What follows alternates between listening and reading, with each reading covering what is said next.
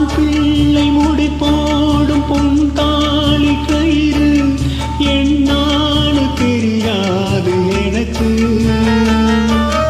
ஆத்தாவ நான் கேட்டு அறிஞ்சேன பிறகு ஆனாலும் பயனென்ன அதுக்கு. வேறென்ன எல்லாமே நான் செஞ்ச பாவம், யார் மேலே எனக்கென்ன கோபம்.